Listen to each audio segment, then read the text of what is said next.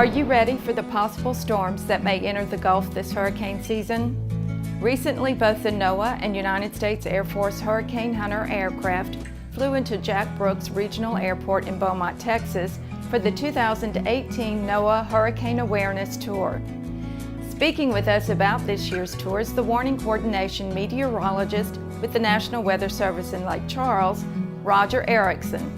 They literally are a 6-month process where you start off working with the local airports to see if the airports have the length of runways for large airplanes like the C-130s to land at, if they have the right locations for the public to come and view it. So there's a lot of mitigating factors with the local officials to see if they're prepared to take care of it. And then once you get that set, then it's just a matter of scheduling tours for the children.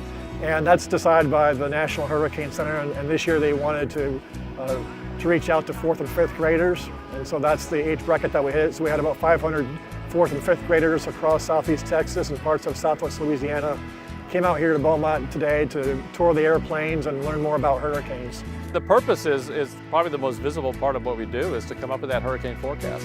So it's where the hurricane's going to go. It's identifying areas that could develop into a tropical system, a hurricane or a tropical storm. And the other part is to come up with the intensity. Once you have all that, then it becomes the big job of trying to see, is going to look at the impacts, storm surge, heavy rain, flooding, and all that. And hearing the planes in the background, we got our planes here today, and it's collecting all the data from these planes, and it's being able to piece that together into the models, and that helps us make a good forecast. We're just one of the national centers within the National Weather Service, so it's a real close partnership with the Weather Forecast Office in Lake Charles and across the entire Gulf Coast and Atlantic Coast into the Pacific. And we have an international responsibility as well that most people don't realize. We work with all the islands in the Caribbean, those countries, Mexico, into the Caribbean and Central America. We have a close relationship with them too. It takes it's one of these things where a hurricane doesn't have international boundaries in mind. A hurricane's going to go where it wants to go, so we're all in this together behind the scenes. Our southern region basically extends from New Mexico to Florida and as far north as Tennessee. So we have a broad area of the south and southeastern part of the country that we have weather offices that we're responsible for. It's over 45 offices. So that's nearly a third of the entire National Weather Service offices across the country. So that's our area of responsibility. What we do is we work with the local offices, such as the office in Lake Charles, to help to provide them with support. So in particular, when we get into tropical season and we have a hurricane or something like that, we look to help the office out. If we need additional staffing in that office so that they can concentrate on providing information to the local officials and emergency managers, we can do that so that they can concentrate on that part of the mission versus doing the normal forecasting and warning duties. We can actually bring somebody in to help with that.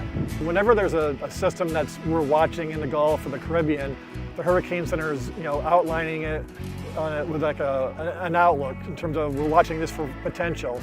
And so what we're doing locally at the Lake Charles office, we're going to be sending out email notifications, putting out Facebook messages about, hey, there's a system that we're monitoring in the Gulf or the Caribbean.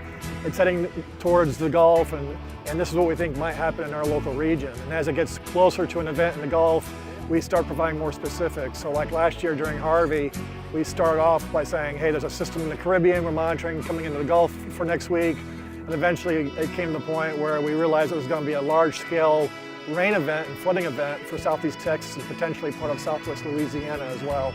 There's different models that forecast the weather, whether it's a hurricane, a day like today, coming up with the temperatures. We have various models that look into what the weather's going to be like in the future. So what we do as meteorologists is we try to look at which model is performing the best and which one, maybe having some issues. And in the end, it's interesting, a blend of the models usually ends up being a pretty good solution in the end in any given day. So we take all those models, but it still takes a meteorologist to look at all that data, piece it all together, and then say, okay, this is what I really think is going to happen. And you come up with that science forecast, but then it takes a human being to translate that science forecast into impact. So just because it's a forecast, what's it going to do specifically to your parish, to your community? And that's where it really takes the meteorologist an understanding of the science and also the impacts. Pilots Ragusa and Waddington describe the differences between the planes. There are only 12 airplanes in the world allowed to fly in the hurricanes. 10 of them look exactly like the airplane right behind me, flown by the Air Force Reserves out of Keesler Air Force Base, Biloxi, Mississippi. NOAA has a fleet of 10 airplanes. 2 of those airplanes are also allowed to go into hurricanes. The others fly over and around hurricanes gathering research. I tell you, hurricanes have names because they each have a personality. It is possible that you don't experience any more than, say, a really bad commercial flight, but it's possible you get one that has a kind of a cranky personality and it beats you up pretty good. While we're inside the storm, we're gathering any of the information that the National Hurricane Center can use to plug into their models to give the folks at home just the absolute best forecast possible. We're getting things like wind speed, wind direction, temperature, humidity, barometric pressure. Those are the big ones, but even at times they'll ask us, hey, what are you seeing outside the window? I like to tell people, I wish we were just hanging out in the eye. In the eye, it's absolutely beautiful. No wind, no rain, no bumps, no clouds, no lightning, no hail. But we pay quite a price to get there, and then we pay a price to get back out. The norm is for us to plan to be in the hurricane environment for about 6 hours at a time. And we can be flying the storm 24 hours a day when one airplane heads home, another one's taking its place. So the total flight time just depends on how far away the storm is from the base that we're flying out of. We plan on a typical mission might be 3 hours en route to the storm, in the storm 6 hours, 3 hours back home for about 12 hours. We have about 14 hours of fuel on board. We have a minimum crew of 5 crew members, 2 pilots and a navigator up in the flight deck, and then we have our 2 weather experts in the back of the airplane. One of those weather experts is a fully qualified meteorologist.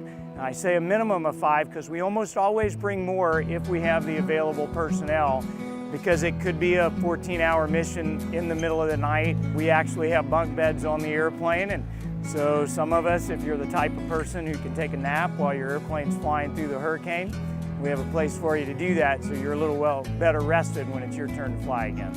I do like to tell everyone that I talk to, please don't let me take my crew into harm's way for nothing. When we're out there, we're gathering information so that information can be used to provide warnings. I just ask that people really pay attention to those warnings. I grew up always loving the weather, so I went to school for meteorology. I graduated with a bachelor's degree in meteorology and then joined the NOAA Commissioned Officer Corps right out of college. I actually started out as a ship driver. I spent time at sea, a year and a half, and then moved on to the National Hurricane Center. And from there, I got picked up for the aviation program, so I started flying back in 2010. The Gulfstream 4 behind me was given to NOAA, well, not given, we purchased it back in 1994, and then after refitting it for our scientific mission, it was available to fly in 1996. It's different from the Air Force C-130 and from our NOAA P-3 aircraft in that it's our high altitude research jet. We fly this aircraft up to 45,000 feet around and above the hurricanes. So this storm is collecting data in the environment that the hurricanes are moving into. It's much faster and can fly much higher than the other aircraft, so it's got a unique mission. For us, it's not nearly as turbulent as it is for the P-3 and the C-130. They're the ones flying down into the storm. We're right at the top of the storm, so we kind of have a continuous light chop, if you want to think of it in that way. We are still in the clouds, so we're flying under instrument meteorological conditions. So you don't see as much, like you don't get those pictures that you're seeing from satellites. We're still very much in it, but we've got a nicer ride than the other aircraft. We are a surveillance aircraft, so with that surveillance, we're getting a lot of information. Most of the information comes from what I'm holding in my hand, these drop-on tubes. We drop between 25 and 30 of these per flight into the storms. It takes about 15 minutes for them to go from 45,000 feet down to the ocean surface. On the way down, they're building a vertical profile of the storm. So they're collecting temperature, humidity, pressure, and then GPS wind speed and direction. From that, we're literally building a picture of the storm. So we use that information that gets transmitted back to the aircraft via radio. We look it over, quality check it, and then send it via satellite to the National Hurricane Center. In addition to the drop-on data, we have 2 weather radars on board the aircraft. First one is in the nose, that is a C-band weather radar. And then in the back, we've got a tail Doppler radar. So both of those radars are, again, building on that picture that we're forming of the storm. I think the most important thing and the reason we're out here is to get the public prepared for hurricanes. Last year was a big season. I mean, we all are familiar with Harvey in this area.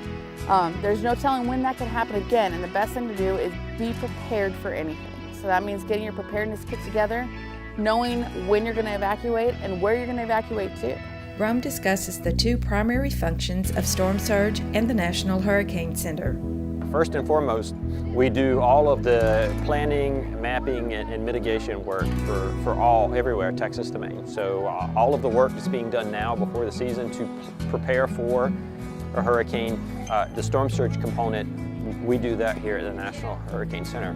The other part is the more obvious part, which is a forecast and warning. So a hurricane comes, it's threatening land, we're there to prepare forecasts and warnings and to help emergency managers make big-time evacuation decisions. Well, just like in the atmosphere, we have models that can compute the response of the water, the ocean, to wind being pushed across it. And so you have the hurricane, it's basically just pushing the ocean towards the land. And so we have a model that represents the hurricane, and then it represents the ocean's response to that force. And then we have experts that know the strengths and weaknesses of that model and apply human judgment to interpret the results. Unfortunately, there's no off-season for us because as soon as season's over, or as soon as the hurricane's over, we're assisting with response and recovery. We're assisting FEMA with individual, showing where the water went so that they can figure out where to place their resources. After the season, we have to document all of the storms that occurred for the official record, and then begin preparing emergency managers for the upcoming season. So there is no stop, there is no slowdown, there is no off-season. It just kind of continuously rolls and keeps going. Just like the atmospheric forecasters use models, we use models as well. They're basically computing the response of the ocean to the hurricane. So they make predictions just like an atmospheric model or a weather model would make, and we have experts that know how to interpret those results. In this nation, we evacuate because of storm surge. We don't evacuate because of wind, we evacuate because of storm surge. That storm surge evacuation zone is set well before a storm, right now. I mean, it's set well before a season ever comes. So we label them A, B, C, D, or 1, 2, 3, 4. Some places they're based off zip codes. It's imperative that you know which zone you're in. So if, for example, Zone A is ordered to evacuate, does that include you? The preliminary outlook for this upcoming hurricane season looks to be another busy season. A normal year is between 12 and 13 storms. And out of those 12 to 13 storms, about 6 of them become a hurricane. Now the 6 hurricanes, maybe 3 become major, Category 3 or stronger. How many of those end up in the Gulf of Mexico varies on the El Nino, La Nina phenomena. And based on the weather pattern that we're setting up for this summer, we're actually expecting it to be a more active season, specifically in the Gulf of Mexico. So we'll be having to monitor things, especially for the August, September timeframe, which is the busiest time of the year typically for us. Whether it's going to be a busy season or not a busy season, it becomes a little bit of a cliche. It only takes one. You always hear that, but that's the truth, because if there's only one hurricane on Earth and it happens to hit your community, then it's a busy season. So we always tell people the hurricane season's June 1st to November 30th. However, preparedness is all year long.